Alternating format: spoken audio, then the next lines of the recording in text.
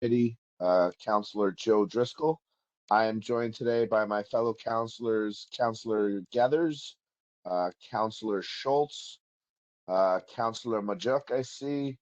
I believe that's it for the councilors. Representing DPW, I see on the call we have Director Driscoll Dunham. I see Mr. DeBello, Mr. Neil Burke, Commissioner Fordock, and Commissioner Robinson. I believe that's everybody. Kevin Booth is on as well, representing the city. So the point of this meeting was we have before us three radar sign cameras that are going to be assigned to specific neighborhoods, specific areas that have already been designated. I guess this sparked a larger conversation, so we held the item to delve into that conversation a little further, being the deliberative body that we are, to discuss. This is, as district councilors, this is something I think we all hear from our communities quite often. This is something people are always asking for. I know there's 3 or 4 areas in my district that are repeatedly asking for these radar signs. They really want them in their neighborhoods. So I guess, we wanted to delve in deeper to see, what the potential was for expanding the budget for this. And of course, the commissioners of DPW, SPD is involved in this decision, but also Mr. Burke, particularly, about where these, how effective these are, the reluctance to overuse them, et cetera, et cetera. And so trying to explore best practice for this and the potential that, we as counselors see to perhaps expand this. So I guess, I don't know if you've discussed amongst the administration who would like to take lead on presenting or discussing this, but we appreciate everyone in the administration making the time for this.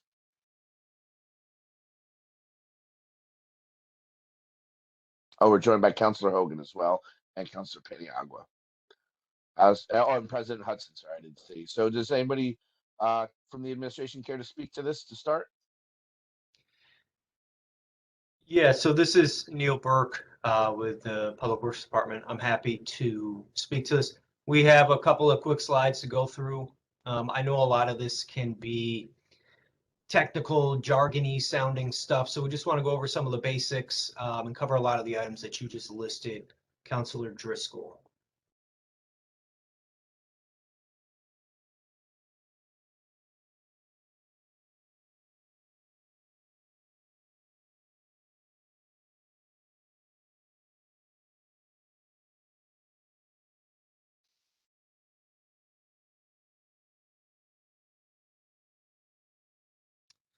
All right, can everybody see that screen?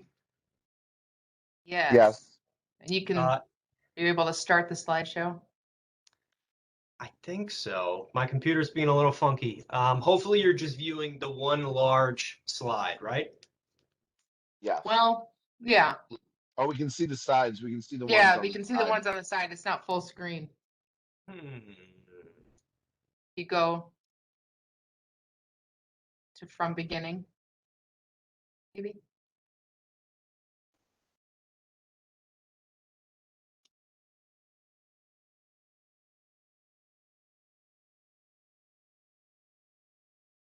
Or if you go to view, is that it? I don't know.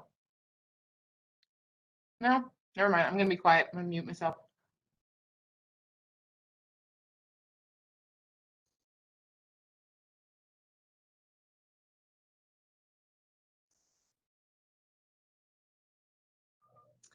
Neil, I just sent you a photo of what's showing on our screen. All right. Hopefully this is a little better and you don't have the side panel there, but yeah, apologies for the technical difficulties. So we're here to talk about radar speed signs today. We have an item, we had an item before the council last session, which was requested to be held. So we can talk about it a little bit more in depth. What are speed signs? What are their uses, functionalities, challenges, costs, all those fun things. This is only about 6 or 7 slides. I know we just had a long one prior to this, so I promise I won't put you to sleep here. At least that's not my intent. So brief overview, radar speed equipment, functionality, uses, what is it? What does it do? What type of data does it collect? Then costs and deployment. What are the challenges with it? What are the costs associated with these units?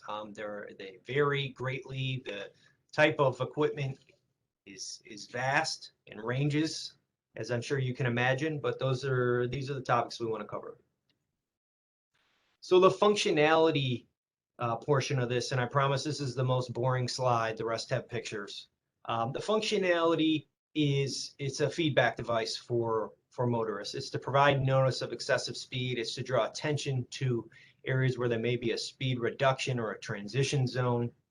And a lot of these units have the ability to be programmed for certain functionalities, be that time of day, minimum speeds at which the units will produce something on the display, and some other basic functionality along those lines. But by and large, radar equipment, generally speaking, is, flashing your speed is X. You're doing 32, it's a 25, and that's your notice.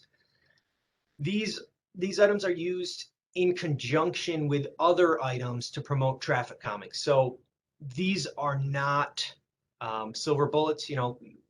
These aren't necessarily deployed by themselves. They're used with other items to really reinforce things like school zones, transition areas, things of that nature.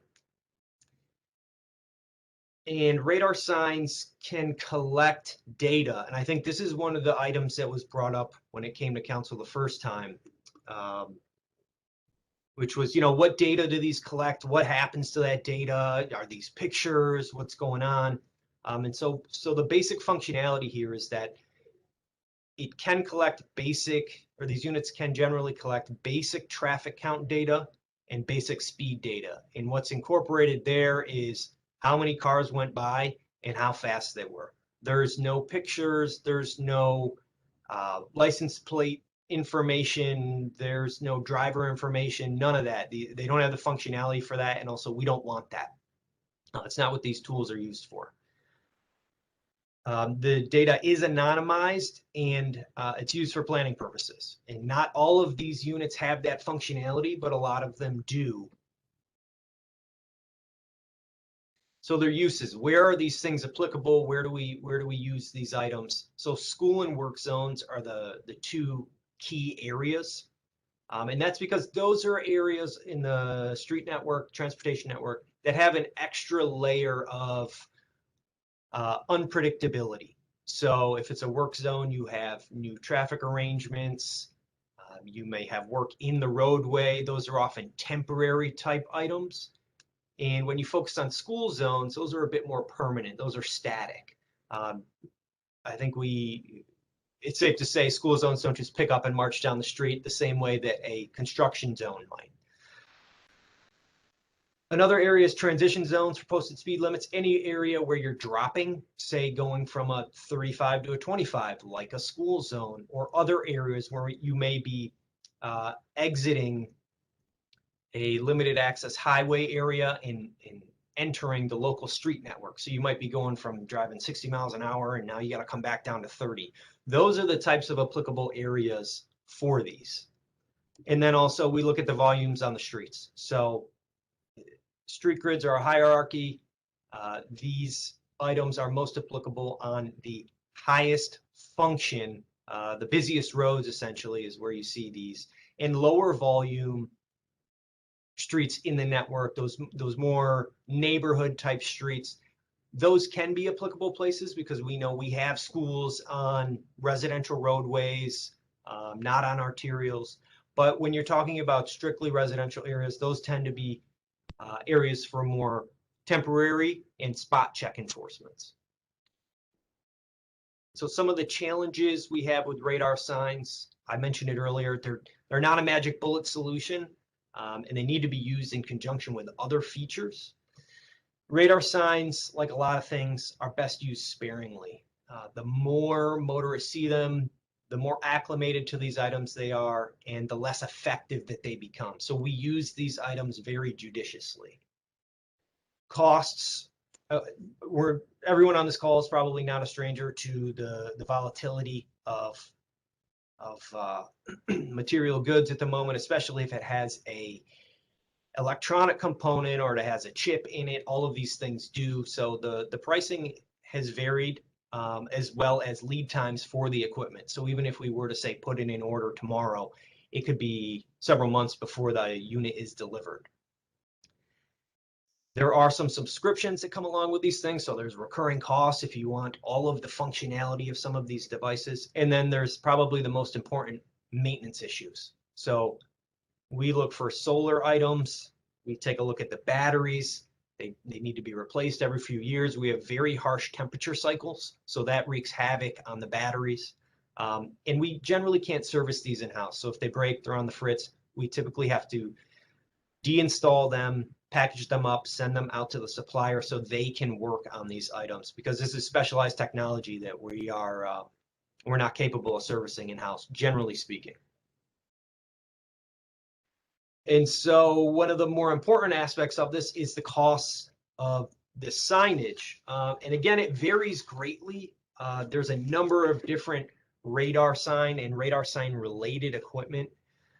This is an example of three typical items, three of our most typical items, and those would be adding a radar speed sign, your speed is XX, to an existing school zone beacon. So that's this first image here on the bottom left.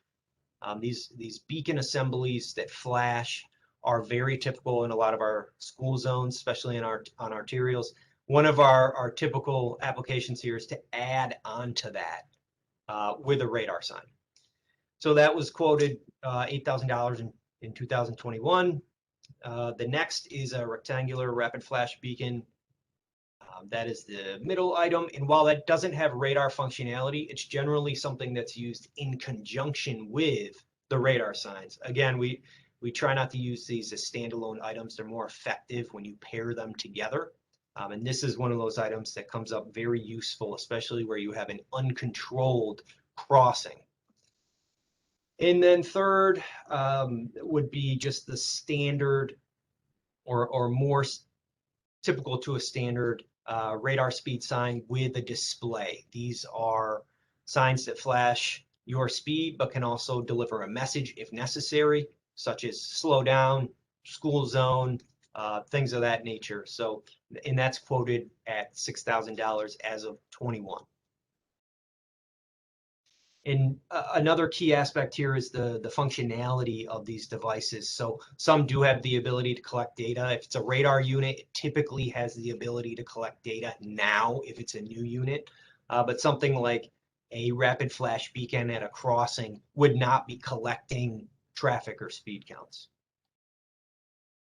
So that leads us into the projected fiscal year 22-23 work plan. We have three areas that we identified last year as strong candidates for these installations.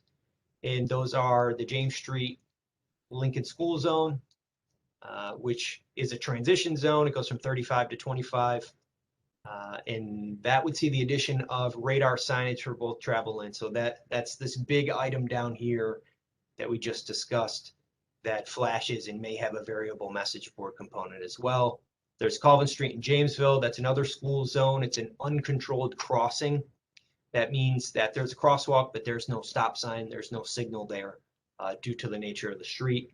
And the next closest signalized crossings to that intersection are about 2,000 plus feet away. So that's a pretty long stretch for an elementary student. And the third is Gaddison Delaware Street. This is a very high traffic volume area, but it's also a very, very high pedestrian demand area. So there are a lot of generators in this area, as I think anyone familiar with the West Side knows. You got branch libraries, you got stores, you got schools, you got churches, you got it all on that stretch of Geddes Street. And so this work plan includes adding a radar speed sign to existing beacon assemblies. And what that means is it's the first picture here on the bottom left. We would add that bottom portion that reads out speed. And so those are existing devices. They may need other improvements as well. And these costs associated with these items that we reviewed last slide, they don't include poles, they don't include updated foundations, they don't include the labor, they don't include the connections that may need to be made, whether these are solar or AC power. So there's a lot of variability here, and you know, we're excited to continue and expand our use of these radar sign materials, but there are some limitations to how and when we deploy these items, as well as there are limitations to their functionality as well. So I promised that it was only a few slides, and that's the end of the slides. I think we can jump into discussion now and start answering questions.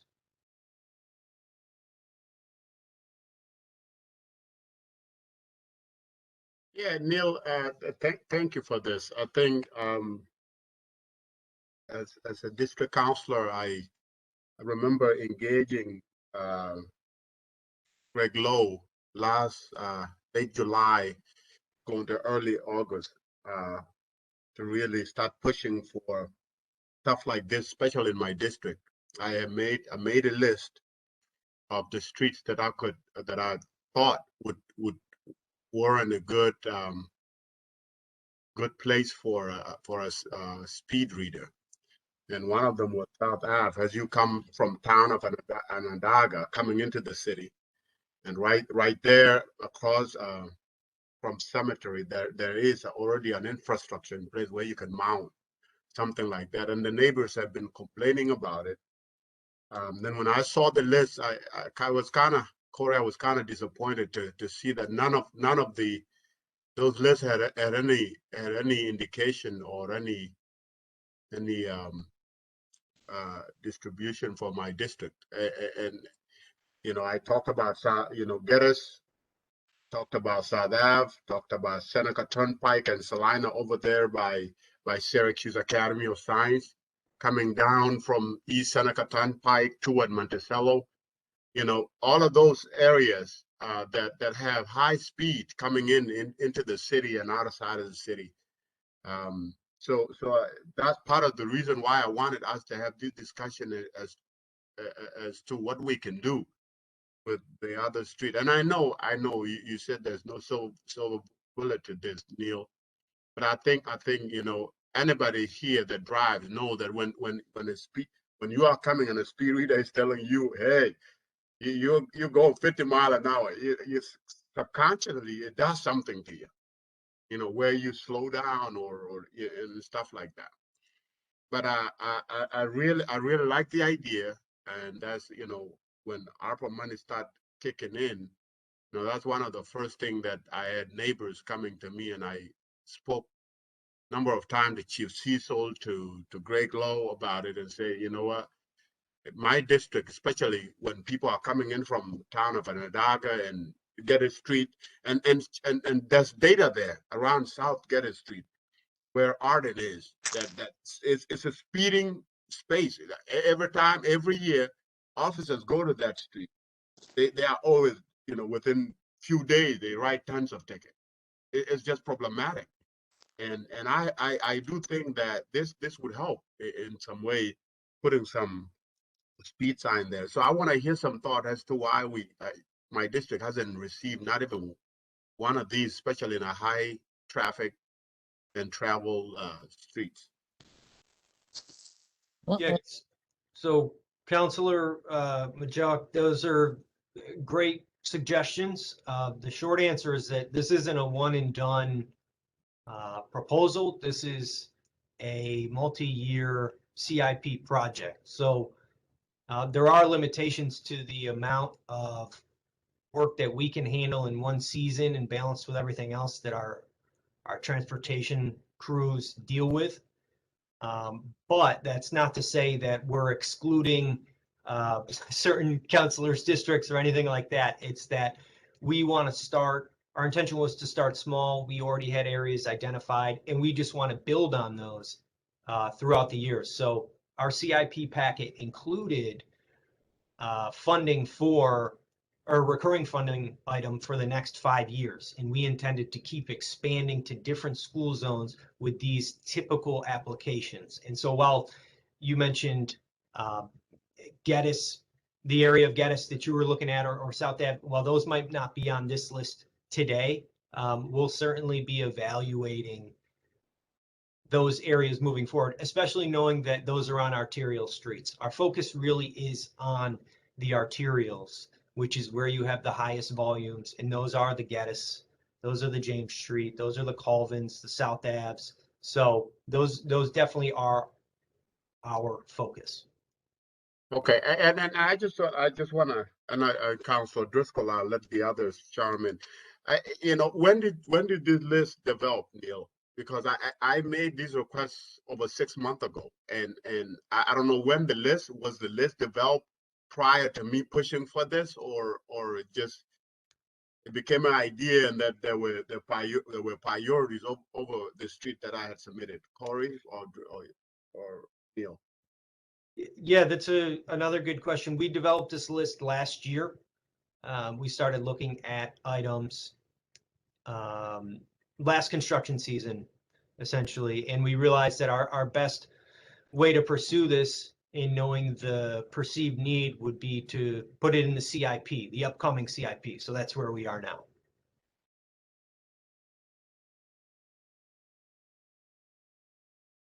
I have a few questions if I could, if you're done, Councilor Majok. Yeah, I'll come back. Go ahead. Okay, thank you. First, I want to applaud DPW's work with traffic calming. Obviously, I mentioned at the last meeting that the pandemic has obviously affected traffic in really negative ways. So I love to see the department working on that. I have a question about the data that you mentioned that it tracks, obviously, the speed of cars and number of cars. Do you have plans to analyze that data? And obviously, you have plans to analyze the data. What will you do with that data? And then how will that impact the sign locations? Because maybe you'll pull it off of James Street if it does its job, and you'll move it over to Councilor Majuk's area. So do you have that in your program planning? It's a great question, Counselor. What happens to that data? The data is fairly limited, so it's traffic counts, and it can also be traffic speeds. So one of the things that we'll do with that, if we notice there are excessive speeds, we share that with SPD, and we let them know. And again, this generally breaks down the traffic counts by time of day. They'll be in hour or 2 hour blocks. So we share that information with SPD, and if we notice, hey, we're seeing a real uptick of people more than 5 miles and over excessively speeding during 6 to 7 p.m. We'll absolutely call that out and share that with our partners at SPD. And that's generally the extent of how we've used the data so far, but it can be useful for prioritizing further improvements, especially with things like state grants related to pedestrian safety that come out every so often. This is great information to help bolster our cause for applying for things like that as well. Okay, great. And also the 3 areas you mentioned, are there already signs in place there that you're tacking these onto? I think that's what you said in your slide, right? Yes, so there's a variety of different equipment already out there. We're going to be adding to it because, as I mentioned, these are items that require an additive process. We don't stick them out there and hope that they solve all issues. We really pour it on a little more intensely when we use these items in conjunction with other items. Okay, great. And last question, so I don't monopolize all the questions. On your slide that said signage costs, I did a quick calculation and it came up to 23,500 and the request is for 30,000. Are you anticipating that difference to be the increase in costs, or what is that about? Yeah, so we had quoted costs from 21. I do anticipate that our incoming quotes for this year will be a little bit higher. And then, as I mentioned, those quotes are really just for the the radar equipment themselves, there are always ancillary costs as well. We will have to purchase new poles sometimes, new foundations, things of that nature. So there are always extra costs, but we want to spend that money, absolutely. And if we, fingers crossed, if we're able to get even better pricing, which sometimes that's the case, we would just purchase more items. Okay, thanks. Any other counselors' questions? So I guess with that is with this year, is it when would the next round come for this, Neil? At least for my district and maybe other places to be reconsidered, because I see this round is pretty much set, right? Yeah, so the next round would be next year with authorizations for the CIP. Okay. What I guess was my question, was there a reason why we only had this much requests, or what can we do to maybe expand it if that's possible at all? That's a good question. We want to make sure that we have something that is manageable for us. A lot of the existing equipment was installed as part of much larger road reconstruction projects, federal aid projects that came through, TIP projects. We haven't done a lot of spot installations like we're proposing here, but we want to, right? We want to break into that. So we want to make sure that we have a manageable work list this season that we can tackle in-house, we can troubleshoot in-house as much as possible and build on that moving forward. So if this is successful and we think, wow, we did these 3 areas this year, let's add a 4th, let's add a 5th, we'll absolutely adjust the ask for next year to incorporate that. So with that, is the limitation the amount of time it would take to install these, or is it more of like let's pilot this for a minute rather than, or is it a combination of both? It's a little bit of both. We're fitting this work in between the normal sprint that our transportation crews undertake each construction season with paving, striping, signage, and other items. So we're squeezing this in that existing work plan. And so if we have space to do more next year, we absolutely want to, but doing it in-house as opposed to having a contractor do it when they rebuild that entire road is a different proposition, something we're dealing with.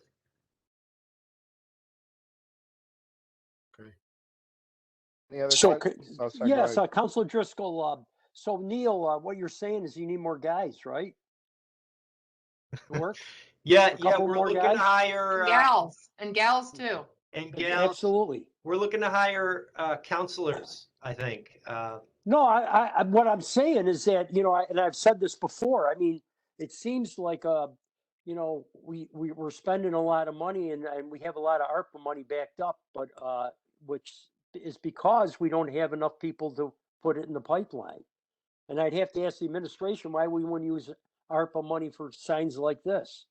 So is it eligible? Yeah, so I think, one, Neil just, what Neil is describing, we have invested with the council support to expand Neil's team. So he's just added Kevin, who's on here now, who I think started a month ago. Is that right, Neil? Yes. And then Neil does have another open position that he is trying to fill. We did post it, didn't quite get the candidates that we were, it just wasn't a good fit. So we're going to end up posting it again and try and broaden the network and see if we can get some candidates in there. So, we are, the funding is there to expand Neil's team. We just, like everybody with filling jobs, it's just been a little bit difficult. We're really grateful to have stolen Kevin from SMTC.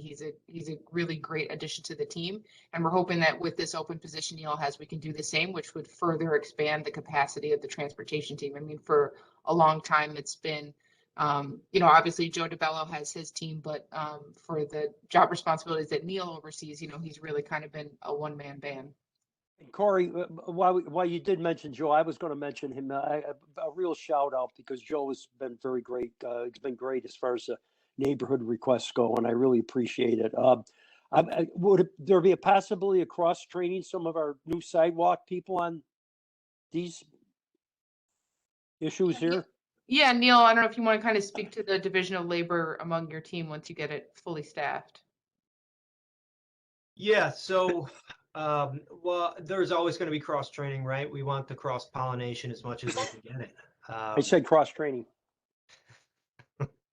We will, and this should help a bit with the ability to delegate some of these items and study them a little bit more in depth. Again, moving forward, we would like to do more of these. We want to make sure we're biting off what we can chew right now. But as we staff up, yeah, this is going to be work items.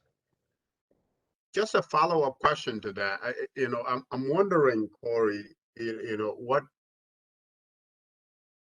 with the lack of personnel or people to do work, have we ever thought of contracting this stuff, something like this out, considering that we also do it for other construction stuff? Mm-hmm. I don't know, Neil, if you can speak to that in terms of, I mean, contracting out the installation, obviously monitoring the data and all that, but I'll let Neil address that one. Yeah, that's a touchy subject. I'd actually defer to organized labor on that one.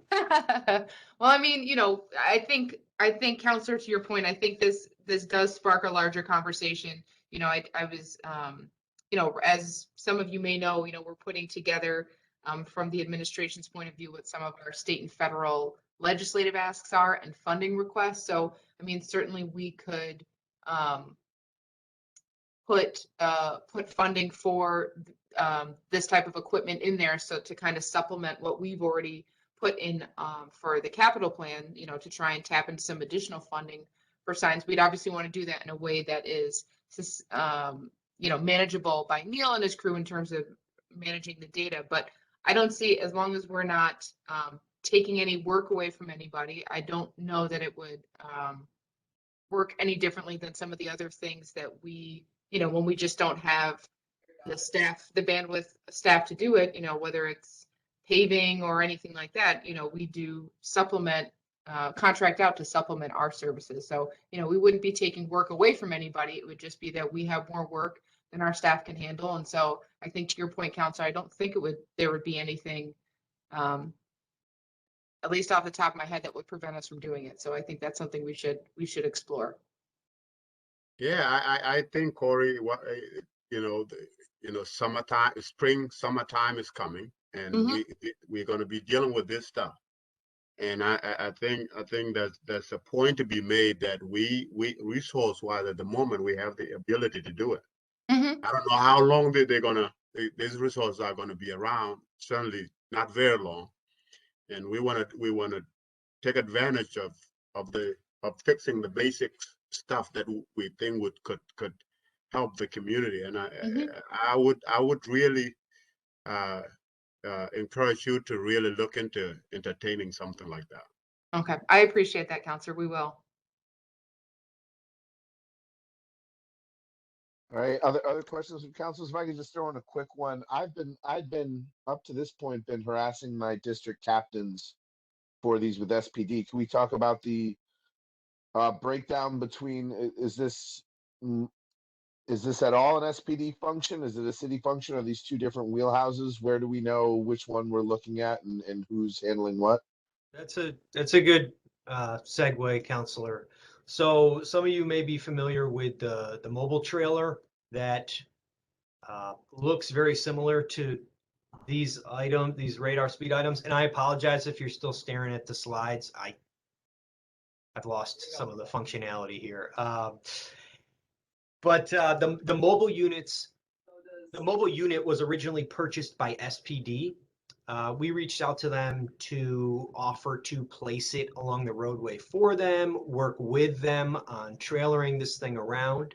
And so that unit works by SPD compiling the locations, and then our crews, DOT crews, head out and trailer the mobile unit to that location for a set amount of time. It's generally a week. It collects speed data, traffic count data, provides your current speed, and that information is shared with SPD, who often turns around and shares it with constituents, TNT groups, other persons. So we were able to purchase a second unit.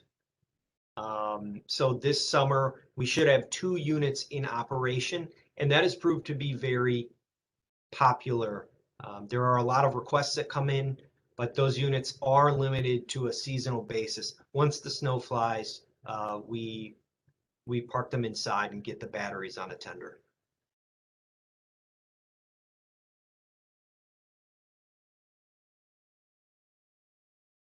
Any other questions from fellow councilors?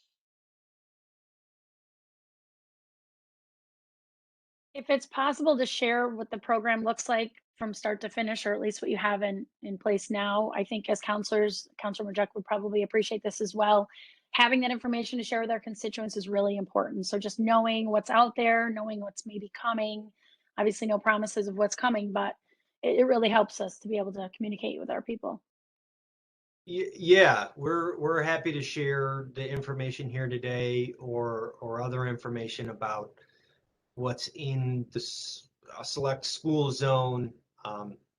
As much as we have, we're happy to share, as well as any of the information that is collected, like with the radar trailers. We'd like to do the same sort of approach where if there's data out there, we don't want to hoard it away, and we'd like to share it as much as we can. Okay, so maybe I'm jumping ahead, but in your authorization to proceed with the CIP project, it says that DPW and SPD have developed a program to share existing blah, blah, blah.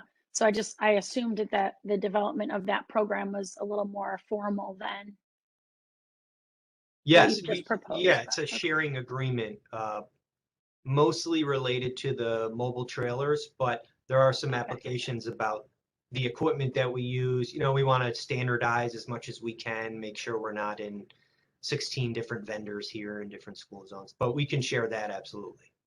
Okay, thanks.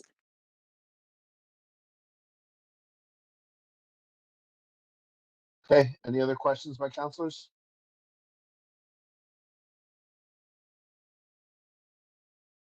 Okay, I guess if that's all, then we'll call that a meeting, unless any other councilors have any comments, anything from the administration. And I want to share Councilor Hogan's shout outs to Joe DeBella and Kevin Buse, are both great folks in the department as well. We shouted earlier on. But thanks everyone from the administration for presenting, and I guess this conversation will be ongoing. All right, thanks everyone for coming out. Thank you. Hey, Hoagie. I heard Yes, you are Joe. enrolling into the jiu-jitsu training that the police is going to do. Exactly. I need it. Hey, I might go ahead and try it again, because